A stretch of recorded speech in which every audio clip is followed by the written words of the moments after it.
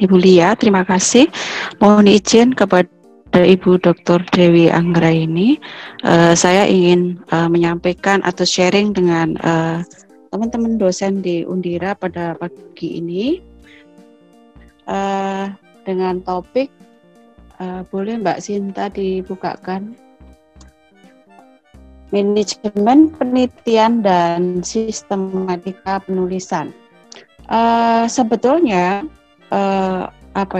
teman-teman semua atau dosen-dosen semua yang ada di Undira semester lalu sudah melakukan proses penelitian yang sudah dilakukan selama 1 semester. Namun demikian perlu kita lakukan untuk meningkatkan kualifikasi dari hasil penelitian semester lalu. Nah, ini LRPM Undira dengan sangat suportif kepada Bapak Ibu semuanya untuk mengadakan penelitian pada pagi hari ini, di mana tadi sudah disampaikan bahwa pelatihan untuk mempertajam kemampuan kita semua itu akan diadakan berseri ya. Jadi pemahaman tentang bagaimana kita membuat proposal, kemudian sampai melaksanakan penelitian, kemudian sampai melaporkan dan hingga mempublikasikan dengan baik. Next slide berikutnya, bahwa di sini dijelaskan bahwa latar belakang mengapa kita harus melakukan penelitian, terutama penelitian internal di kampus. Salah satu hal yang harus kita sadari bahwa setiap dosen itu mempunyai kewajiban untuk melaksanakan tridharma perguruan tinggi, di mana kegiatan itu antara lain berupa penelitian, melakukan penelitian internal ataupun juga pengabdian kepada masyarakat. Nah, untuk pagi ini, sesi ini kita akan membahas atau sharing untuk bagaimana menulis langkah atau membuat proposal ya, pendahuluan terutama, yang nanti ada beberapa hal di pendahuluan itu. Secara faktual di lapangan masih ditemukan bahwa para peneliti ya, termasuk mungkin saya sendiri juga kadang-kadang mengalami kegalauan ya di dalam mau merumuskan atau menuliskan proposal. Apa yang harus saya tulis ya, karena memang setiap semester kita harus terus melakukan atau membuat penelitian, karena kewajiban dosen setiap 1 semester adalah 1 penelitian dan 1 PKM, itu harus, karena memang tujuannya memang untuk output di kampus dan juga untuk kita sendiri, yaitu untuk kenaikan jenjang jabatan fungsional, di mana kalau bisa memang setiap dosen itu harus selalu mempunyai target, yaitu setiap 2 tahun atau 3 tahun sekali harus menaikkan jenjang jabatan itu. Jadi jangan sampai lama mandek tapi nggak diurus ya, padahal kita harusnya terus rutin mengadakan itu, karena setiap 2 tahun setengah kita boleh menaikkan jenjang jabatan kita. Next, Mbak Sinta. Kemudian penelitian mempunyai tujuan di sini adalah untuk mendapatkan output sesuai harapan. Dengan demikian, peneliti perlu melakukan manajemen yang profesional. Artinya bahwa di dalam kita membuat sebuah penelitian harus mempunyai time management yang baik. Jadi misalnya sudah ada jadwal dari LRPM sendiri, tanggal sekian harus memasukkan proposal. Ya tolong kita harus juga mengikuti tanggal itu, supaya apa? Karena demi mengatur kelancaran proses sebuah penelitian dalam 1 semester itu dengan banyak orang itu juga tidak mudah. Maka ditentukan jadwal penanggalan masuk proposal, kemudian direview, kembali ke penulis, kemudian lanjut ke kuesioner, kemudian pengolahan data, dan sampai akhir laporan dan pembayaran termin berikutnya. Nah, itu memerlukan waktu 1 periode, yaitu 1 semester. Maka dalam hal ini Bapak Ibu semuanya mohon untuk mengikuti alur jadwal yang sudah ditentukan. Next, untuk manajemen penelitian sendiri meliputi ada yang pertama adalah perencanaan penelitian, kemudian pelaksanaan, kemudian penyusunan laporan penelitian, dan terakhir adalah publikasi. Nah, ini 4 ini harus selesai. Jadi sebuah penelitian dikatakan selesai adalah penelitian yang baik adalah penelitian yang selesai. Jadi dari proses 1 sampai proses 4 harus selesai. Jadi jangan hanya sampai penyusunan laporan akhir saja, tapi belum dipublikasi. Karena nanti kita dituntut memang harus keluarannya adalah publikasi, baik publikasi nasional, internasional, atau akreditasi maupun tidak akreditasi. Nah, untuk jurnal-jurnal sendiri nanti juga dalam mungkin waktu depan ya, mudah-mudahan kami diberikan juga kelancaran dalam mengurus rencana penerbitan jurnal yang perdana di Undira akan kita lakukan mudah-mudahan di beberapa bulan ke depan. Jadi kita sudah punya wadah untuk itu. Nah, kemudian yang pertama adalah tentang perencanaan penelitian. Yaitu yang pertama itu dalam perencanaan ini kita menyusun proposal. Nah, bagaimana kita menyusun sebuah proposal? Tentunya dalam menyusun proposal itu kita harus sudah mempunyai masalah ya, permasalahan. Jadi kalau kita mau menulis harus tahu dulu permasalahannya itu apa yang mau kita tulis. Nah, dalam hal ini cara mudah ataupun bisa istilahnya apa ya? Memunculkan ide misalnya saya mau neliti apa gitu ya. Nah, kita sebaiknya memang harus membaca literasi terkini. Nah, sekarang saat ini kan sudah bermunculan jurnal-jurnal di tahun 2020. Kemudian juga ada 2019-20. Jadi sehingga kita bisa membaca sebetulnya mereka penulis di luar sana apa yang sudah mereka lakukan di dalam meneliti di suatu situasi saat ini. Nah, ini bisa memunculkan ide kita mau meneliti apa. Kemudian juga kita bisa mengamati lingkungan di sekitar kita. Itu juga boleh istilahnya diangkat menjadi suatu permasalahan. Jadi dalam hal ini, Mbak Sinta next slide-nya. Dalam hal ini, maka peneliti itu harus memahami apa yang akan diteliti. Jadi kita harus tahu betul apa yang harus diteliti dan kemudian juga harus bisa melihat roadmap peta jalan penelitian dari kampus Undira. Mudah-mudahan roadmap-nya juga sudah ada di dalam buku panduan ya. Jadi kita harus tahu apa yang mau kita teliti. Kemudian masalah yang baik adalah suatu yang baru dan original. Nah, kemudian ada nilai novelty. Nah, setelah itu, apa arti nilai novelty itu? Novelty itu dapat dikatakan bahwa apabila suatu masalah itu sudah diteliti, maka hasil penelitian itu akan punya manfaat nyata dari penelitian tersebut. Nah, seperti itu. Itu jadi tadi mengapa kita harus menemukan sebuah masalah. Jadi permasalahan kita harus cukup jelas bahwa apa yang mau kita tulis sudah ada di benak kita. Oh, saya mau menulis misalnya bagaimana pengaruh COVID terhadap misalnya niat beli masyarakat misalnya. Nah, kemudian yang harus kita perhatikan lagi adalah bahwa kita harus memahami bahwa masalah itu visible, jadi bagus ya. Jadi ada nilai manfaatnya. Nah, nilai manfaat itu yang harus kita berikan terhadap nanti hasil penelitian kita. Kemudian kenapa dikatakan visible? Nah, kita melakukan penelitian harus visible, yaitu ada waktu, ada biaya, juga ada tenaga. Jadi sekali lagi, kenapa kita harus menguasai masalah? Karena memang kita mau mengupas atau mau meneliti suatu permasalahan itu atau permasalahan yang terjadi di luar sana.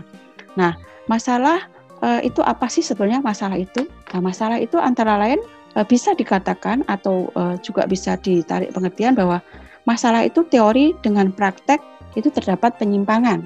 Nah, misalnya saja harga tinggi, tapi kenapa konsumen malah juga banyak yang membeli?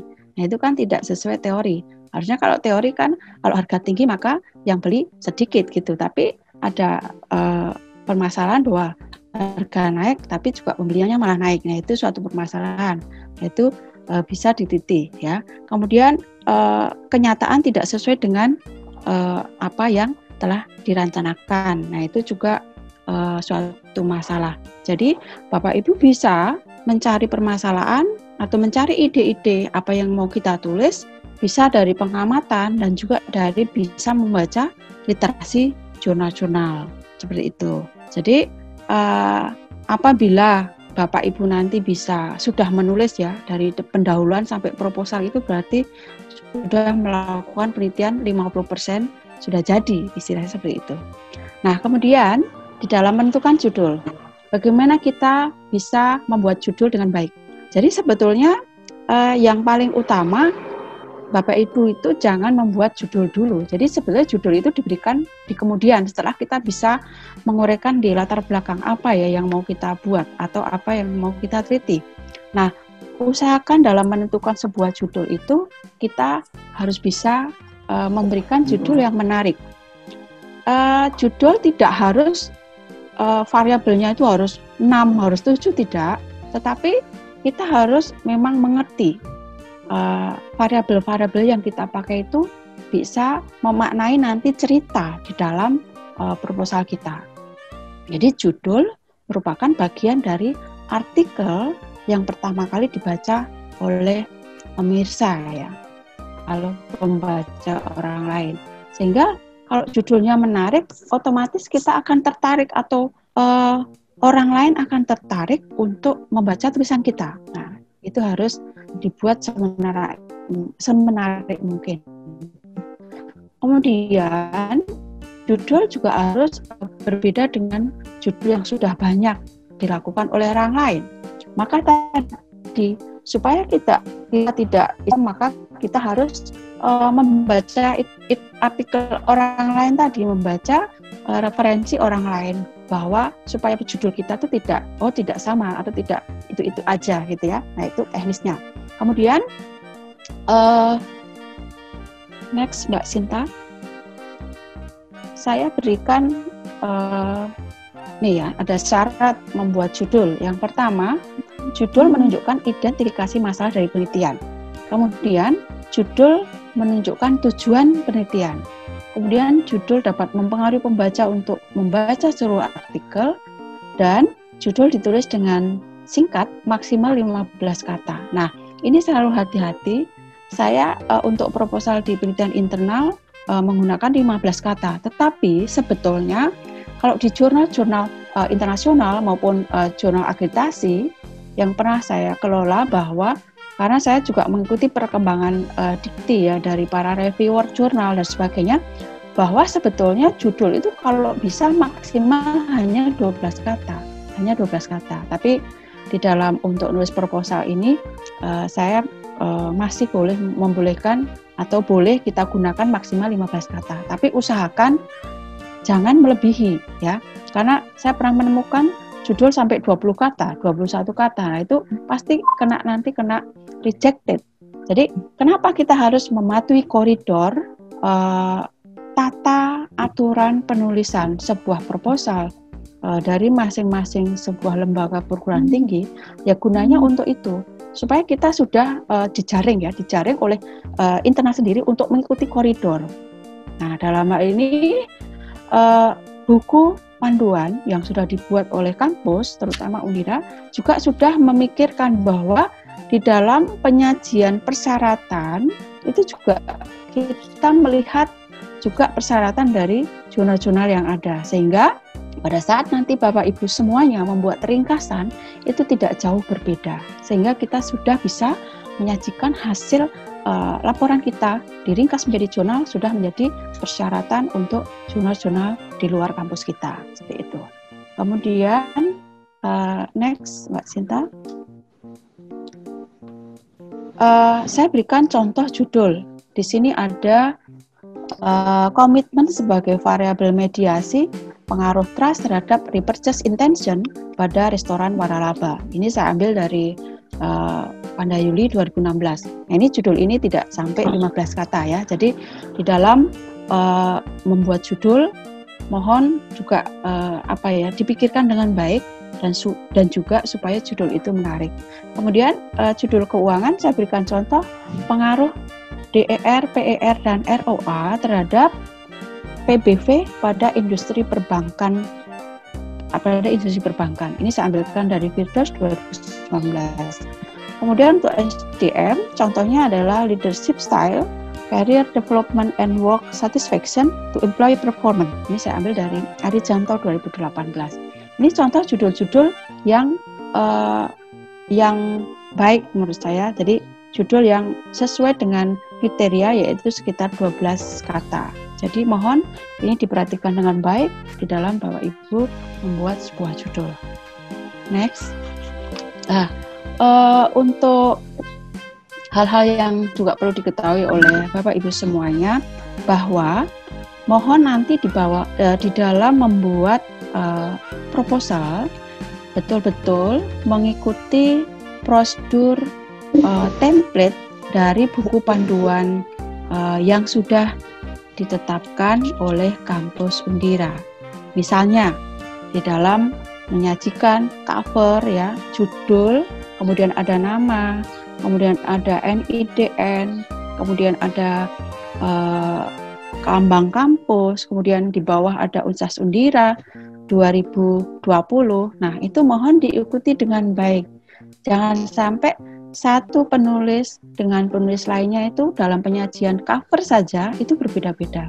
Nah, maka di sini kita samakan semua pola pemikiran kita, persepsi kita di dalam menyajikan sebuah proposal yang baik, betul-betul harus berdasarkan kepada buku panduan yang sudah ditentukan.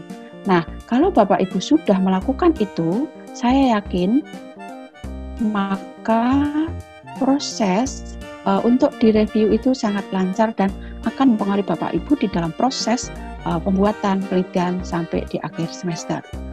Kemudian di dalam proposal juga nanti diperhatikan apakah abstrak itu sudah dimunculkan di awal proposal atau pada saat di akhir. Nah, itu juga mohon diperhatikan baik-baik. Apakah kalau proposal belum perlu abstrak atau sudah perlu abstrak. Nah, kalau menurut pengalaman yang sudah kita lakukan di dalam review, abstrak itu dimunculkan pada saat akhir laporan penelitian. Nah, isi abstrak itu apa sih sebetulnya? Nah, saya masih banyak menemui di dalam beberapa reviewer juga di luar kampus Undira ya, di beberapa kampus lain masih juga banyak para penulis itu di dalam membuat abstrak itu belum mewakili dari isi tulisan. Nah, hal ini saya sampaikan sebetulnya abstrak itu isinya apa? Nah, abstrak di sini adalah merupakan ringkasan dari setiap bagian inti sebuah artikel. Jadi kalau kita membaca abstrak dari sebuah jurnal internasional, Bapak Ibu membaca abstrak itu sebenarnya sudah mengerti isi dari jurnal itu. Maka sajian abstrak harus berisi lengkap. Antara lain di sini adalah bahwa abstrak harus mengandung bagian yang berperan sebagai pendahuluan, kemudian metode penelitian, lalu hasil dan pembahasan, serta simpulan harus ditulis secara ringkas. Nanti di slide berikutnya mudah-mudahan ada sajian contoh saya. Kemudian next Mbak Sinta. Nah, ini isi abstrak antara lain latar belakang. Sedikit kita urai latar belakang, tapi tidak harus ada. Namun kalau mau diberikan sedikit saja latar belakang. Kemudian tujuan penelitian. Misalnya tujuan penelitian ini adalah apa-apa gitu ya. Kemudian setelah itu siapa atau apa yang menjadi populasi di dalam penelitian kita. Lalu berapa jumlahnya, kemudian berapa jumlah sampel, kemudian ada metode samplingnya apa. Kemudian apa metode pengumpulan datanya. Kemudian apa metode analisis datanya, misalnya SAMPLS atau SPSS atau LISREL atau AMOS. Kemudian apa hasil penelitiannya, lalu kontribusi. Nah, inilah yang dimaksud dengan abstrak. Jadi abstrak itu adalah miniatur dari isi penelitian kita. Sehingga kalau orang membaca abstrak itu sudah, menarik sekali. Sehingga dia ingin cenderung akan membaca isi dari tulisan kita. Nah, ini isi abstrak ya.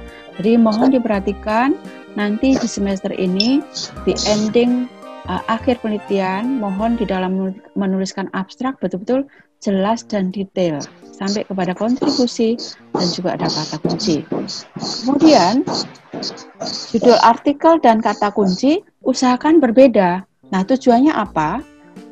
Kan kalau saya sering melihat bahwa kata kunci dibuat persis seperti judul ya, misalnya efikasi diri, kemudian motivasi, kemudian kemudian misalnya kepemimpinan transformasional, jadi persis judul. Tapi sebaiknya tidak seperti itu, harus berbeda dari judul. Karena apa? Karena kalau kita ngeklik di Google Scholar, ketik, nah judul yang kita buat itu kadang nyaru dengan judul-judul orang lain. Nah, maka kita harus punya kata kunci tersendiri yang bisa langsung membuat ciri khas tulisan kita itu muncul di Google Scholar. Nah, seperti itu. Kemudian, next Mbak Sinta, saya berikan contoh abstrak. Contoh abstrak, next slide, Mbak. Nah, contoh abstrak di sini. Nah, ini cara menulis contoh abstrak yang tadi poin-poinnya sudah saya sampaikan. Nanti bisa dibaca dengan baik bahwa membuat abstrak ini kan ada maksimalnya ya. Maksimalnya itu bisa 200 kata atau tergantung dari nanti aturan penulisan dari masing-masing buku yang sudah ditetapkan. Nah, mungkin kalau dari penelitian di Undira bisa abstrak itu 200 kata atau 150 kata, atau nanti kalau kita menulis di jurnal ya ikuti apa yang menjadi aturan di jurnal itu. Misalnya kita hanya diperbolehkan menuliskan abstrak hanya 150 kata, jangan diberikan 250 kata. Jelas itu rejected, pasti ya, karena kita sudah menyalahi aturan template. Jadi template itu memang sangat harus kita ikuti, karena ini menjadi syarat di pintu awal ya kalau kita menulis sebuah tulisan ilmiah. Next, penulisan latar belakang. Kita masuk ke penulisan latar belakang. Yang pertama, dalam latar belakang ini, yang pertama ada fenomena, kemudian ada gap research. Nah, Bapak Ibu jangan lupa di dalam menuliskan latar belakang ini tuliskan memang kalimat-kalimat yang memang sesuai dengan apa yang mau kita ulas ya, latar belakang. Kemudian setelah itu ada rumusan masalah, yang ketiga tujuan penelitian, yang keempat manfaat penelitian. Ini adalah bagian dari isi pendahuluan di proposal. Jadi minimal Bapak Ibu semuanya kalau menuliskan proposal itu ada 4 inti ini. Nah, ini yang menjadi penilaian ya, penilaian reviewer. Jadi kalau misalnya di proposal Bapak Ibu hanya ada 3 poin, misalnya latar belakang, rumusan, tujuan nggak ada, manfaat ada. Nah, itu sudah mengurangi poin, gitu ya. Jadi mohon satu rangkaian proposal isinya adalah 4 hal tersebut. Kemudian next Mbak Sinta, kita lihat isi pendahuluan. Ya, isi pendahuluan tadi saya katakan bahwa ada fenomena, ada gap research. Nah, latar belakang di sini menyediakan informasi kepada pembaca agar mengerti tentang permasalahan yang kita anggap penting untuk dipilih sebagai penelitian kita.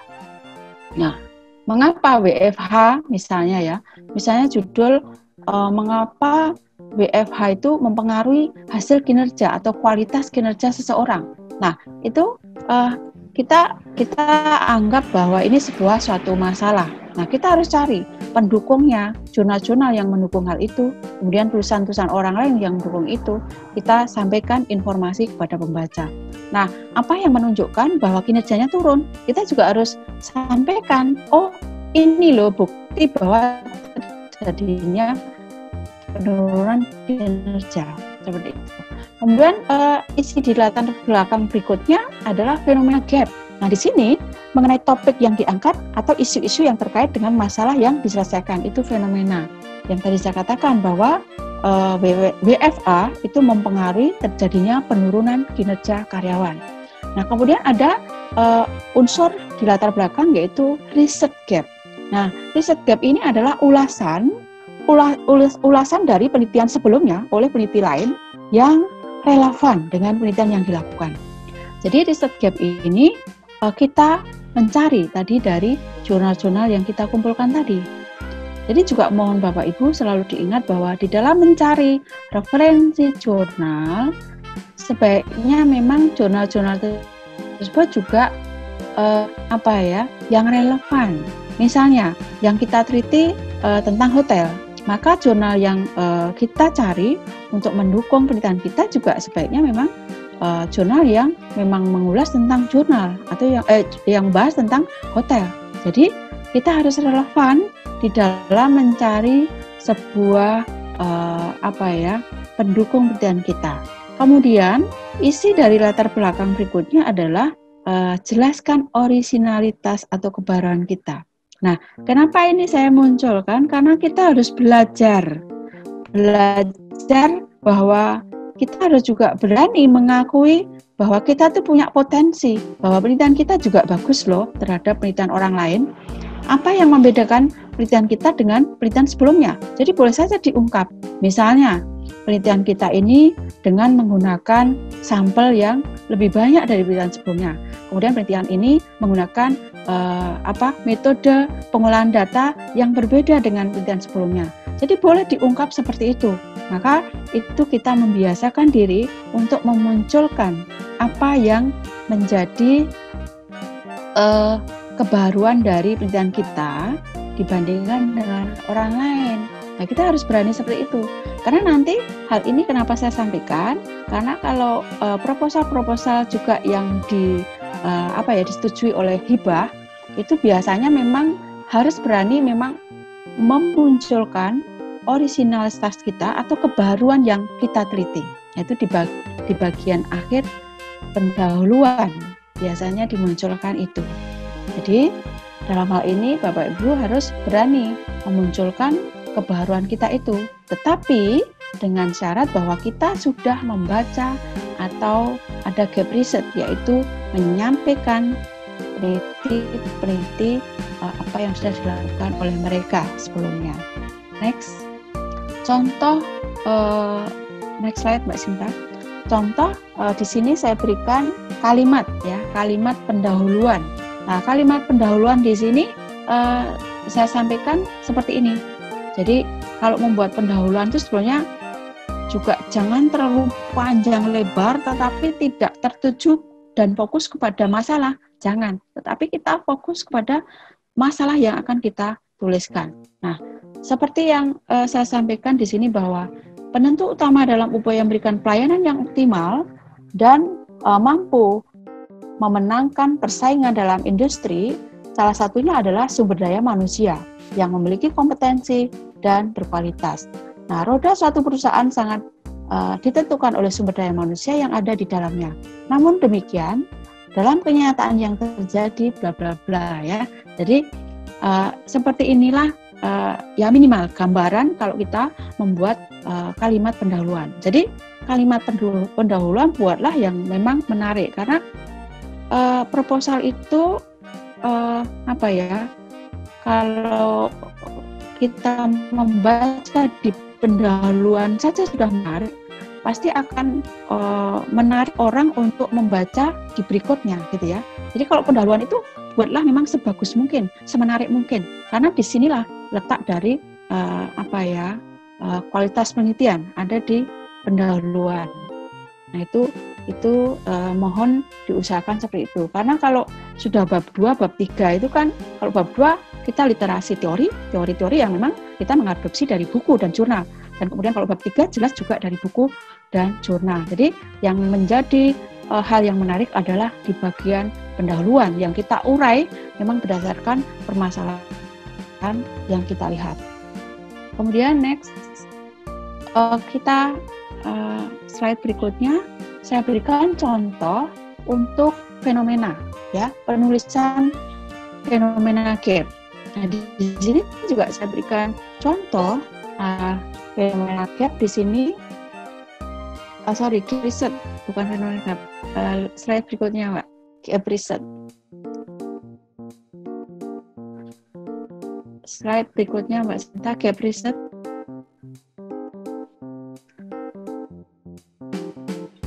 Mbak Sinta, ya, oke. Nah, ini cara menuliskan gap riset yang tadi saya katakan. Gap riset adalah temuan dari orang lain yang telah mengemukakan permasalahan yang relevan dengan apa yang mau kita teliti. Nah, terdapat banyak faktor yang mempengaruhi kinerja dalam penelitian di beberapa negara sedang berkembang. Nah, mengkaji bahwa kinerja karyawan dipengaruhi oleh disiplin kerja karyawan. Nah, saya sampaikan bahwa di Kenya, Anthony 2017 mengkaji pengaruh disiplin kerja terhadap kinerja karyawan, bla bla bla, sampai kepada saya sampaikan bahwa di sini bahwa disimpulkan disiplin kerja masih menjadi masalah yang krusial dalam pengolahan sumber daya manusia di banyak organisasi. Nah, disiplin kerja penting bagi suatu organisasi dan sebagainya. Nah, maka yang saya tuliskan merah di sini adalah dalam industri makanan, khususnya restoran, kedisiplinan pada standar operasional kerja sangat berdampak besar pada pelayanan dan sebagainya. Maka ini yang menjadi gap riset. Jadi sebaiknya memang kita harus memunculkan gap riset itu di dalam proposal di awal penelitian kita. Jadi ini sebetulnya secara tidak langsung bahwa di pendahuluan yang saya sampaikan ini adalah juga saya lakukan pada saat saya kemarin tahun lalu ya mendebatkan hibah dikti yang saat ini masih laporan penyelesaian akhir. Jadi seperti ini yang saya lakukan. Jadi sehingga mudah-mudahan informasi pagi ini bisa juga menjadi modal Bapak Ibu semua nanti next. Memang kalau penelitian Bapak Ibu bisa seperti ini, kita terbuka kesempatan untuk mengikuti hibah dikti yang saat ini juga sudah dibuka ya, seperti itu. Jadi minimal walaupun kita melakukan penelitian internal di kampus Undira, tetapi juga kita mempunyai peluang untuk mengirimkan karya-karya Bapak Ibu semua di luar dari Undira. Next, kemudian untuk novelty yang tadi saya sampaikan bahwa di dalam pendahuluan di latar belakang kita harus juga berani memunculkan novelty. Jadi kebaruan. Jadi sebetulnya novelty kalau kita dengar bahwa harus memunculkan novelty. Kalau novelty itu kan untuk S3 misalnya, tidak ya. Jadi jangan terpikirkan bahwa novelty itu untuk S3, bukan. Jadi seperti kita sebagai peneliti internal di kampus pun juga harus berani memunculkan novelty ya. Jadi novelty atau kebaruan atau kontribusi terhadap pengetahuan, hal ini menjadi penting bahwa keterbaruan itu ya tadi saya sampaikan bahwa keterbaruan dapat didapatkan dalam hal atau kita lakukan itu bisa dalam hal topik, kemudian bisa dalam hal metodologi, kemudian bisa dalam hal penggunaan data yang tadi saya sampaikan. Misalnya di jurnal semula atau di jurnal sebelumnya meneliti hanya 100 sampel, tapi kita berani melakukan 350 sampel. Nah, itu sudah merupakan juga kebaruan. Kemudian wilayah, kemudian periode waktu, kemudian karakteristik yang berbeda. Kemudian juga dalam hal ini mengisi riset gap di penelitian terdahulu. Nah, ini sebenarnya menjadi novelty kita. Jadi novelty itu tidak harus ada di S3, tapi novelty juga boleh kita sampaikan kita sendiri sebagai peneliti di penelitian internal ataupun penelitian-penelitian yang lain. Next, Mbak Sinta. Nah, ini uraian novelty. Saya berikan contoh juga nanti Bapak Ibu bisa membaca ya, bahwa saya juga berikan contoh bagaimana mengurai novelty. Nah, berdasarkan uraian di atas menarik sekali bila kajian ini memfokuskan kepemimpinan profetik misalnya terhadap komitmen organisasi. Nah, studi ini berkontribusi bagi literatur. Nah, yang pertama, karena masih sedikit studi empiris dan masih sangat sulit diperoleh sumber acuan yang mengkaji perilaku organisasi di dalam objek organisasi sosial keagamaan, kemudian kebanyakan kajian perilaku organisasi adalah bla bla bla. Jadi Bapak Ibu bisa sampaikan di sini apa yang menjadi istilahnya apa ya, keunggulan penelitian kita sendiri. Boleh, tetapi tetap kita harus melihat dari peneliti terdahulu tadi. Jadi kita sampaikan bahwa ini loh, bahwa kontribusi saya di dalam rencana penelitian ini tuh ada, gitu ya, seperti itu. Kemudian next kita jadi sudah ke latar belakang yang tadi ada fenomena, research gap, ada novelty. Kemudian kita lanjut yang kedua adalah rumusan masalah. Nah, rumusan masalah ini yang harus selalu diperhatikan oleh Bapak Ibu semuanya. Kadangkala saya juga masih sering menemukan ya, kalau saya nge-review artikel dari beberapa penulis-penulis di luar sana, itu juga masih banyak yang agak rancu membedakan bagaimana cara membuat sebuah rumusan masalah kalau kita menggunakan metode kuanti dan juga kuali. Nah, sebetulnya yang harus diketahui bahwa kalau rumusan masalah itu kita menggunakan metode kuantitatif itu kan memang kita menggunakan data ya. Otak kita ada di data kalau kuantitatif. Jadi maka bunyi rumusan masalahnya adalah biasanya menggunakan kata apakah, karena kalau di sini saya tuliskan bahwa seberapa tinggi pengaruh X terhadap Y. Nah, jadi misalnya begini, apakah WFH berpengaruh terhadap kinerja karyawan? Nah, misalnya seperti itu. Kemudian seberapa besar pengaruh X dan Y? Nah, ini sebenarnya inti dari rumusan masalah kalau kita menggunakan metode kuanti. Tetapi biasanya untuk kuanti itu menggunakan kalimat apakah ya, atau boleh seberapa tinggi pengaruhnya X, pengaruhnya WFH terhadap apa. Nah, masih saya juga kadang menemui ya, dan memang masih banyak mereka atau penulis-penulis di jurnal di luar sana menuliskan bahwa kalau rumusan masalah kuanti itu menuliskan bagaimana ya. Jadi bagaimana hubungan ini begini-begini. Nah, seharusnya bagaimana itu adalah menjadi ciri pertanyaan untuk rumusan masalah di kualitatif. Nah, di mana kalau kualitatif, bagaimana itu akan dijawab dengan jawaban yang lebih dari satu. Karena pertanyaan bagaimana, itu untuk kuali. Tapi kalau untuk kuanti adalah biasanya apakah, atau seberapa tinggi pengaruh X1, X2, X3 terhadap Y. Seperti itu. Jadi mohon itu harus juga Bapak Ibu selalu ingat bahwa di dalam merumuskan masalah kita juga harus mengerti, bisa membedakan mana penelitian kuanti, rumusan masalah untuk kuanti, dan mana rumusan untuk kuali. Kemudian ada tujuan penelitian. Nah, tujuan penelitian ini mohon juga harus diperhatikan, karena di dalam suatu penelitian, jadi penggunaan istilah variabel dari judul hingga akhir nanti di akhir penelitian itu harus sama ya.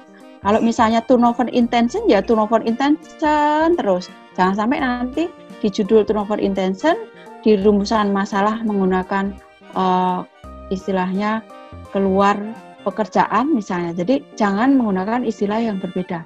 Kemudian tujuan penelitian juga sama, gunakan istilah yang sama. Nah, di dalam rangkaian sebuah penelitian antara rumusan masalah untuk kuanti ya, untuk kuanti, rumusan masalah, tujuan penelitian, dan kesimpulan itu harus sama. Jadi misalnya rumusan masalahnya ada 3, tujuannya juga ada 3, kesimpulan juga ada 3. Nah, ini menjadi satu kesatuan kalau di kuantitatif ya. Tapi kalau kualitatif tidak seperti itu. Kalau kualitatif ke belakang sampai akhir di penelitian akan mengembang banyak banget karena memang menemukan hal-hal yang menjadi muat untuk kualitatif karena nalar kita yang berpikir, karena kita tidak bekerja dengan data. Tapi kalau kuanti kita menganalisis suatu masalah dengan data yang kita peroleh, yaitu kuesioner atau data yang lain. Kemudian manfaat penelitian, manfaat praktis dan teoritis. Nah, hati-hati juga dalam menuliskan manfaat praktis dan teoritis. Jadi, di dalam hal ini, satu kesatuan tadi di dalam pendahuluan, itu ada fenomena, ya, ada rumusan masalah, tujuan, dan manfaat penelitian. Nah, ini yang menjadi di pendahuluan. Kemudian next, Mbak Sinta. ini sudah di proposal. Jadi proposal Bapak Ibu adalah ending terakhir adalah di manfaat penelitian. Sudah selesai proposal ya. Nah, proposal yang baik itu juga jangan banyak sekali ya. Misalnya kan saya pernah menemukan proposal sampai 60 misalnya. Tidak perlu sebetulnya, yang penting bahwa kita menarik di bab 1 ya. Jadi mungkin yang membuat 60 itu karena ada prosedur di bab 3-nya ya, langkah-langkahnya PLS seperti apa dan sebagainya. Nah, yang berikutnya pembahasan saya adalah di penulisan kajian pustaka. Untuk penulisan kajian pustaka yang tadi sangat sudah disinggung oleh Bu Dr. Dewi, bahwa sangat betul sekali bahwa Bapak Ibu semuanya usahakan memang harus mengerti dan menguasai yang namanya sistem Mendeley.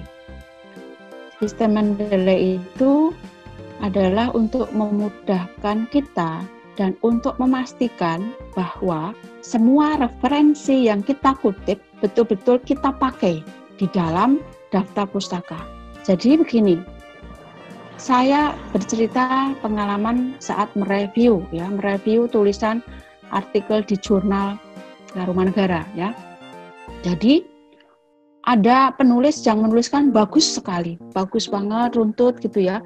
Artikel-artikel jurnalnya juga bagus-bagus, terupdate 2018, 16, 17. Tetapi sayang sekali bahwa semua referensi kutipan-kutipan yang ada di badan paragraf itu tidak ada di dalam daftar pustaka sama sekali. Yang ditulis itu berbeda. Nah, inilah yang menjadi kita seolah-olah menjadi bohong. Loh, kok yang ditulis di daftar pustaka kok nggak ada sama sekali pemakaiannya di dalam badan paragraf? Nah, ini hati-hati. Kenapa? Itu tadi, karena memang tidak menggunakan Mendeley. Nah, makanya sekarang ini tadi dikatakan Bu Dr. Dewi bahwa kita tuh dituntut di jurnal-jurnal sebagian besar, bahkan jurnal internasional ya, Scopus, Web of Science, Thomson, terus kemudian jurnal internasional lain, bahkan jurnal terakreditasi nasional dikti pun itu juga sekarang menghendaki harus menggunakan Mendeley. Nah, Mendeley ini juga kita tidak sulit untuk belajar karena sebenarnya mudah sekali. Karena waktu itu saya belum mengenal juga saya sulit sekali. Tapi setelah mengenal dan sering memakai, nah ternyata sekarang bisa menemukan keasikan di dalam menggunakan Mendeley. Nah ini Bapak Ibu nanti next beberapa hari lagi atau seminggu lagi mungkin akan mendapatkan pelatihan tentang Mendeley. Nah ini sangat-sangat menolong kita. Jadi Bapak Ibu sebelum menuliskan sebuah proposal, maka carilah referensi terlebih dahulu. Saya mau meneliti apa, jurnal mana yang akan saya pakai, buku-buku mana yang akan saya pakai, kumpulkan, ditulis di dalam sebuah folder, isinya daftar pustaka penelitian misalnya. Nah, nanti masukkan dalam folder. Sewaktu-waktu besok ada penelitian atau pelatihan Mendeley, Bapak Ibu siap untuk praktek ya, untuk praktek dengan laptop masing-masing. Nah itu seperti itu. Jadi maka nanti semua yang Bapak tuliskan, Bapak Ibu tuliskan ya referensi. Oh menurut Ghazali 2017 mengatakan bla bla bla. Nah, langsung diklik nanti muncul sendiri.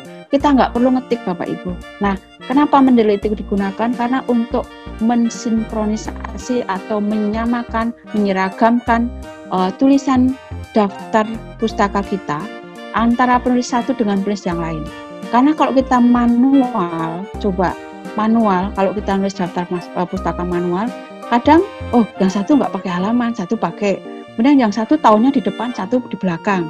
Kemudian judulnya satu miring, satu nggak miring. Nah, itu karena nggak pakai sistem. Jadi kalau Mendeley sudah pasti, karena tinggal mengeklik. Bapak Ibu mau apa? Mau yang apa style atau yang cover atau yang MLA atau yang apa? Karena di situ ada 5 jenis model ya, 5 jenis model. Tetapi yang sering dipakai oleh jurnal-jurnal di luar sana adalah kalau nggak fan cover ya pastel gitu ya, yang alfabetis pastel itu, jadi dimulai dari huruf A, B, C, D sampai Z. Tapi kalau fun cover diurutkan dengan nomor, pakai penomoran ya, seperti itu. Next, Mbak Sinta. Next slide. Nah, penyajian atau penjelasan cara menulis daftar pustaka di sini adalah memang harus kita patuhi ya, karena kalau kita itu tidak mematuhi, sekali lagi saya sampaikan bahwa kalau kita mau menulis di jurnal orang lain, nah tuan rumah itu kan sudah mempunyai masing-masing persyaratan. Misalnya mau masuk ke Lemhanas misalnya ya, harus menggunakan pakaian lengkap, kemudian sepatunya harus warna hitam, kemudian harus pakai masker, kemudian harus cuci tangan 2 kali, kemudian harus duduk jaraknya 2 meter. Nah, itu kan suatu aturan. Nah, sama aja dengan kita kalau menulis jurnal. Kita harus juga mengikuti aturan itu. Kalau kita tidak mengikuti aturan, itu kan screening pertama. Kalau screening pertama nggak lolos, pasti sudah di-reject. Walaupun tulisan kita bagus sekali, tetap aja kita akan di-reject. Karena screening pertama tidak masuk. Nah, ini harus menjadi perhatian kita. Maka, Bapak Ibu semuanya, kalau sudah terbiasa, kita sudah mengenal adanya Mendeley, kemudian adanya penulisan proposal atau bagian-bagian dari latar belakang dengan lengkap dan baik, saya yakin Bapak Ibu semuanya mau masuk di jurnal apapun, berapa tingkatannya, saya yakin sudah tidak asing dan bahkan akan menjadi bagus. Nah, ini tujuan kita, tujuan LRPM Undira untuk sharing sesi dalam hal pemahaman dan juga penyatuan pemikiran bagaimana cara menyuguhkan proposal yang baik, sehingga kita suatu saat nanti juga akan bisa berani bertarung atau berkontribusi dengan kampus-kampus lain, seperti itu. Kemudian next Mbak Sinta, saya berikan contoh di sini ada kutipan dan referensi untuk kutipan apastel dan juga fun cover ya. Kalau apastel itu adalah ini ya, kutipan untuk kutipan dalam teks gunakan nama dan tahun. Nah, hati-hati, ini saya sering menemui kutipan untuk digunakan dalam teks. Artinya kutipan yang digunakan dalam badan paragraf, jangan menuliskan judul, kemudian volume jurnal, kemudian nama pengarang sampai lengkap sekali ya, misalnya Geliatin Dani siapa gitu ya, 2020, nggak perlu, langsung aja nama belakang ditulis dalam kurung tutup tahun aja. Jadi seperti itu, jangan sampai menulisin menurut Maya dalam penelitiannya dengan berjudul begini-begini dalam jurnal ini. Nah, itu tidak perlu. Di dalam kita mengurai di dalam badan paragraf, hanya cukup nama saja dan tahun, itu sudah cukup. Nah, nanti kalau menulis lengkap adalah di dalam daftar pustaka, itu harus lengkap mungkin. Dan kemudian kalau penulisnya lebih dari satu, gunakan Maya et al. Titik koma dalam kurung tahun. Nah, ini juga penting sekali. Et al. Itu secara aturan tulisannya harus miring ya. Et al. Titik koma harus seperti itu. Nah, itu aturan tulisan untuk daftar pustaka, atau jadi kita harus bisa membedakan bagaimana menulis gaya tulisan kutipan orang di dalam badan paragraf dan juga di dalam referensi. Jadi harus bisa membedakan. Jadi jangan sama.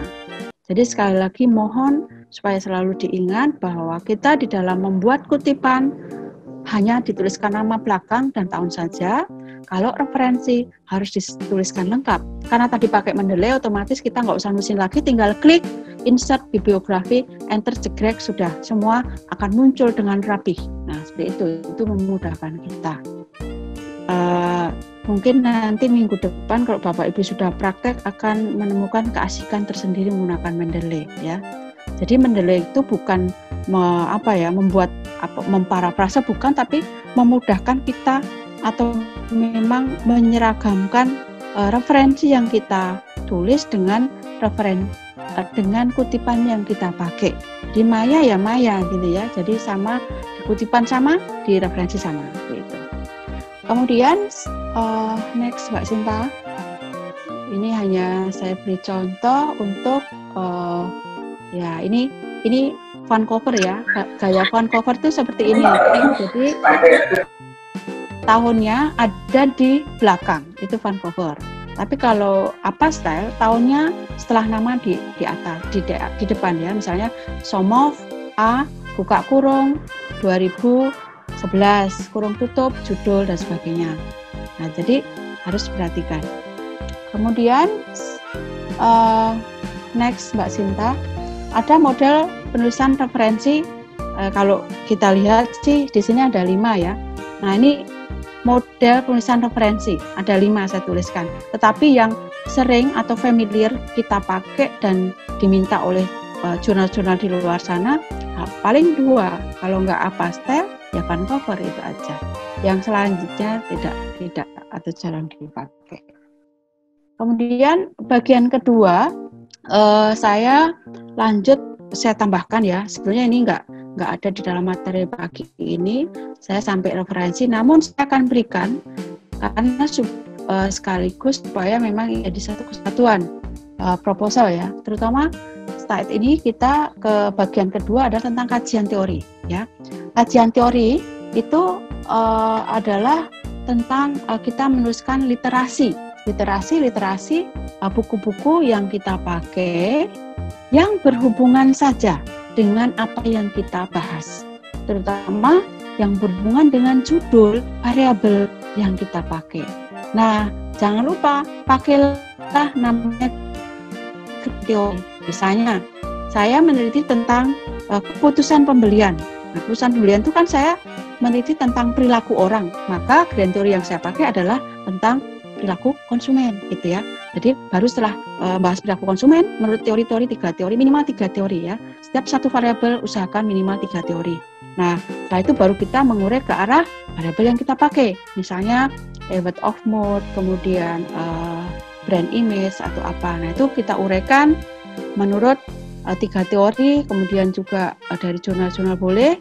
Nah, setiap pembahasan di variabel, maka kita harus juga menuliskan ada dimensi indikator. Jangan lupa Bapak Ibu, untuk di bab 2 itu selalu membahas dimensi indikator di bab 2. Karena apa?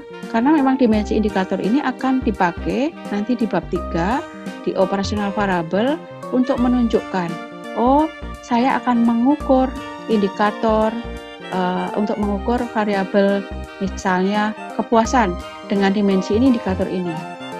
Nah, indikator itu untuk menunjukkan berapa nanti jumlah pernyataan yang akan kita buat untuk kuesioner.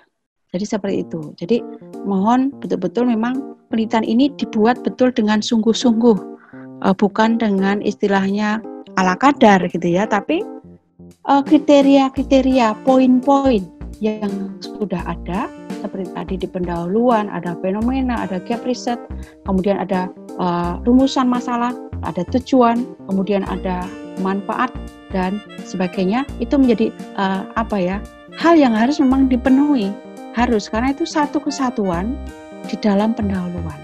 Nah, itu proposal yang baik seperti itu. Kemudian next Mbak Sinta, boleh untuk di pengembangan hipotesis ya, literasi itu juga hati-hati.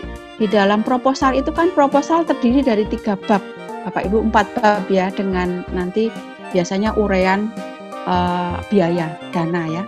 Jadi bab 1, bab 2, bab 1 pendahuluan, bab 2 teori, mungkin bukan teori ya, ada RIP atau apalah gitu ya. Nanti bab 3 teori, bab 4 misalnya metodologi dan sebagainya.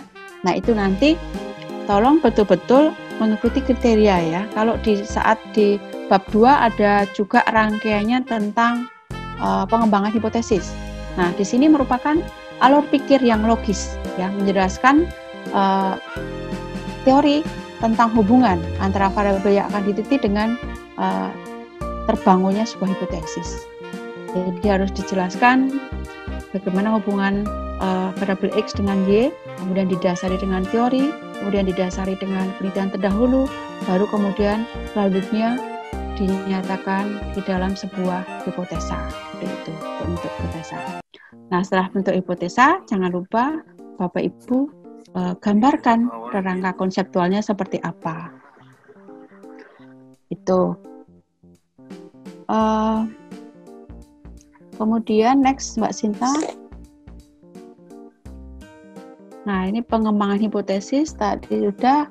Nah, ini saya berikan contoh ya. Contoh next slide. Nah, ini stop di sini. Tahapan tulisan literasi review ya.